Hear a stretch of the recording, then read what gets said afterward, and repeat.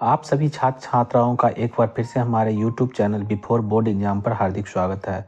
आज के इस वीडियो में हम आपके लिए भूगोल विषय का चैप्टर जिसका नाम है खनिज संसाधन, इससे आपके लिए महत्वपूर्ण MCQ लेकर आए हैं। अगर आप बिहार बोर्ड 2026 में एग्जाम दे रहे हैं तो यह वीडियो आपके लिए बेहद इम्पोर्टेंट है। यहाँ आपको VVI ऑब्जेक्टिव देखने के लिए मिलेगा। तो चलिए पहला क्वेश्चन शुरू करते हैं। पहला क्वेश्चन है, भारत में लगभग कितने खनिज पाए गए हैं? भारत में कुल कितने खनिज पाए गए हैं? पहला ऑप्शन है आपके लिए 50, दूसरा है 100, तीसरा है 150, चौथा है 200। तो आपको बताना है भारत में लगभग कितने खनिज पाए गए हैं। तो इस प्रश्न का सही जवाब हो जाएगा 100। भारत में लगभग कितने खनिज पाए गए हैं? तो ये 100 खनिज पाए गए हैं। अब चलते हैं दूसरे क्वेश्चन की तरफ। दूसरा क्वेश्चन है, इनमें से कौन सा लौह युक्त खनिज का उदाहरण है? आपके पास 4 ऑप्शन है। अगर आप जानते हैं तो कमेंट करके भी बता सकते हैं। पहला ऑप्शन है मैग्नीज, अभ्रक, बॉक्साइड, चूना पत्थर। आपको बताना है इनमें से कौन लौह युक्त खनिज का उदाहरण है। तो इसका सही जवाब हो जाएगा मैग्नीज। मैग्नीज जो है ये लौह युक्त खनिज का एक उदाहरण है। तो अब चलते हैं हम फिर से एक बार अगले क्वेश्चन की तरफ। अगला क्वेश्चन है, निम्नलिखित में कौन अधात्विक खनिज का उदाहरण है? आपको 4 ऑप्शन दिया जा रहा है। 4 ऑप्शन में बताना है कि इनमें से कौन सा अधात्विक खनिज है। सोना, टीन, अभ्रक, ग्रेफाइट। आपको बताना है कि इसमें से कौन सा अधात्विक खनिज है। तो इस प्रश्न का सही जवाब हो जाएगा अभ्रक। अभ्रक एक अधात्विक खनिज है। बाकी सभी के सभी जो है सोना, टीन, ग्रेफाइट ये धात्विक खनिज हो जाएंगे। अब चलते हैं चौथे क्वेश्चन की तरफ। चौथा क्वेश्चन है, किस खनिज को उद्योगों की जननी माना गया है? निम्नलिखित में से कौन सा खनिज ऐसा है जिसको उद्योगों की जननी माना गया है? आपके पास 4 ऑप्शन है, सोना, तांबा, लोहा, मैंगनीज। तो आपको बताना है इनमें से किस खनिज को उद्योगों की जननी माना गया है। तो इस प्रश्न का सही जवाब हो जाएगा लोहा। लोहा एक ऐसा खनिज है जिसको उद्योगों की जननी माना गया है। ये क्वेश्चन VVI है, इसको आप VVI करके रख सकते हैं या स्क्रीनशॉट लेके रख सकते हैं। अब चलते हैं 5वां क्वेश्चन, जो कि है कौन लौह अयस्क का एक प्रकार है? आपको इनमें से बताना है कौन सा लौह अयस्क का एक प्रकार है।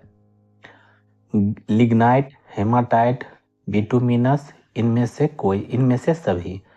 आपको बताना है कि इनमें से कौन सा लौह अयस्क का एक प्रकार है।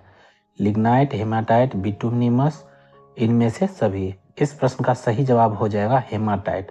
हेमाटाइट जो है वो लौह अयस्क का एक प्रकार है। तो इसको याद रखना है आपको। अब चलते हैं अगले क्वेश्चन पे। अगला क्वेश्चन है, कौन भारत का सबसे बड़ा लौह उत्पादक राज्य है? आपको बताना है निम्नलिखित में से कौन सा जो है, 4 ऑप्शन आपके पास है, इनमें से कौन सा लौह उत्पादक का सबसे बड़ा राज्य है। कर्नाटक, गोवा, उड़ीसा, झारखंड। कर्नाटक, गोवा, उड़ीसा, झारखंड। इस प्रश्न का सही जवाब हो जाएगा कर्नाटक। कर्नाटक क्या है, सबसे बड़ा लौह उत्पादक राज्य है। यहाँ पे सबसे ज्यादा मात्रा में लौह का उत्पादन होता है। अब चलते हैं अगले क्वेश्चन की तरफ, जो कि है छत्तीसगढ़ भारत का कितना प्रतिशत लौह अयस्क उत्पादन करता है?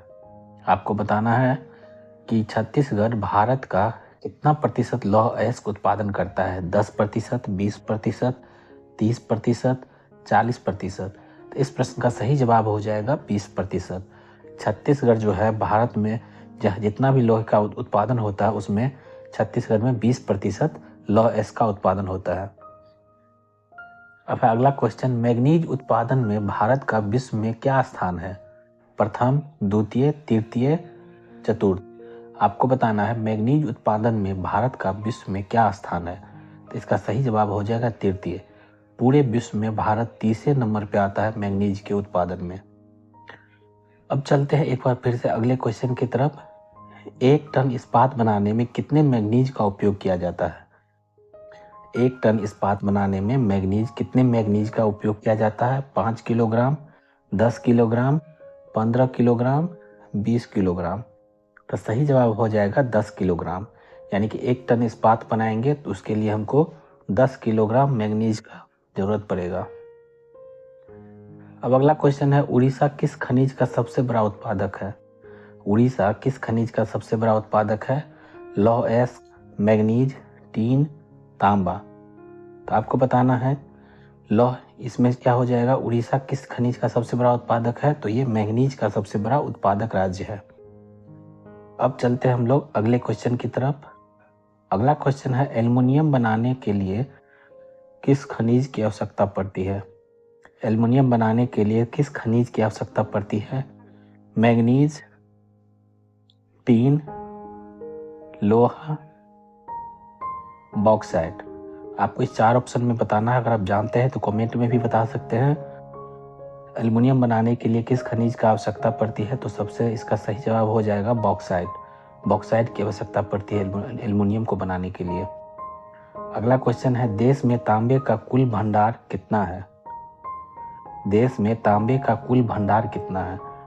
आपको बताना है कि हमारे देश में जो है तांबे का कुल भंडार कितना है। 100 crore tonne, 125 crore tonne, 150 crore tonne, 175 crore tonne. इसका सही जवाब हो जाएगा 150 करोड़ टन। हमारे देश में जो है तांबे का कुल भंडार कितना है? तो 150 करोड़ टन है। अब चलते हैं हम लोग फिर से एक बार अगले क्वेश्चन की तरफ। बिहार झारखंड में देश का कितना प्रतिशत अबरक का उत्पादन होता है? बिहार झारखंड में देश का कितना प्रतिशत अबरक का उत्पादन होता है? 60%, 70%, 80%, 90%। इस प्रश्न का सही जवाब हो जाएगा 80%। बिहार झारखंड में देश का कितना प्रतिशत अबरक का उत्पादन होता है? तो 80% अबरक का उत्पादन होता है। अब चलते हैं इस क्वेश्चन के लास्ट क्वेश्चन है, सीमेंट उद्योग का सबसे प्रमुख कच्चा माल क्या है?